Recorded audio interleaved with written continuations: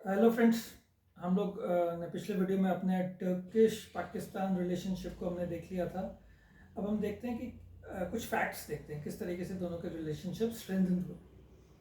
हमें ऐसा लगता है कि टर्किश और पाकिस्तान जो रिलेशनशिप है पिछले 5 साल 10 साल में ज़्यादा गहरा हुआ है।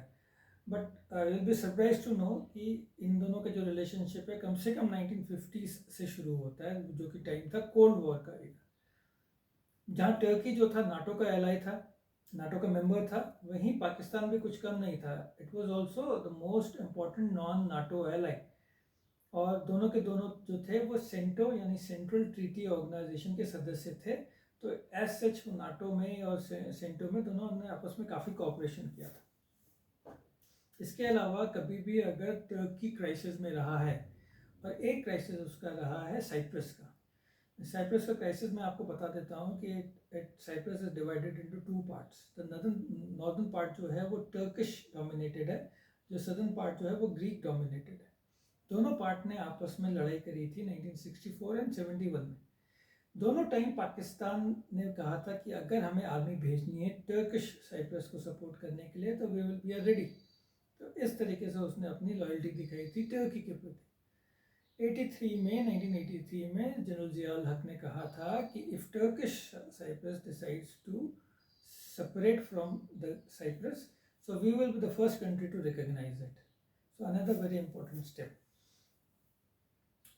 इसके अलावा पाकिस्तान एंड टर्की की रिलेशनशिप लास्ट 20-25 ईयर्स में और ज़्यादा स्ट्रेंथन हुई है with the rise of Richard Tayyip Erdogan. He became the prime minister 2003 में, और अब आज की तारीख में is the president. But he converted a secular Turkey into an Islamic state. Islamic state में उसको कन्वर्ट कर दिया और दोनों के बीच में आइडियोलॉजिकल सिमिलैरिटीज काफ़ी स्ट्रॉन्ग हो गई। इन Islamic Pakistan and Islamic Turkey they still came close together. पिछले 22 साल में 10 बार रिचर्ड तायिप एर्दोगन जो है वो इस्लामाबाद गए हैं, और ये बताता है कि दोनों की फ्रेंडशिप किस तरीके से स्ट्रॉन्ग है। इसके अलावा रिचर्ड तायिप एर्दोगन जो है वेस्ट एशिया में अपना डोमिनेशन चाहता है। आज की तारीख में जो कंट्री वेस्ट एशिया को डोमिनेट करती है, जो अरब कंट्री वेस्ट एशिया को डोमिनेट करती है, वो है Saudi Arab. Saudi Arab in alliance with smaller Arab countries like UAE के साथ मिलकर काफ़ी डोमिनेट करती हैं। कतर इस एरिया इनके नेक्सस से बाहर है। कतर भी अपनी एक आइडेंटिटी बनाना चाहता है। विल डू कतर सेपरेटली, क्योंकि उसके पास नेचुरल गैस है। हम देख सकते हैं कि तालिबान के साथ अगर वार्ता हुई तो वो कतर में हुई, हमास के साथ अगर इसराइल की वार्ता हो रही है तो वो कतर में हो रही है। Why does Qatar become so important? Will do it in a separate video. But Turkey वो पोजीशन होल्ड करना चाहता है और एक सेपरेट आर्किटेक्चर बनाना चाहता है जो कि पैन इस्लामिक आर्किटेक्चर होगा। इस वजह से वो पाकिस्तान के साथ ज़्यादा अलायंस कर रहा है, वो मलेशिया के साथ अलायंस कर रहा है ज़्यादा। तो अपने को एज एन इस्लामिक लीडर के रूप में भी प्रेजेंट करना चाहता है टर्की।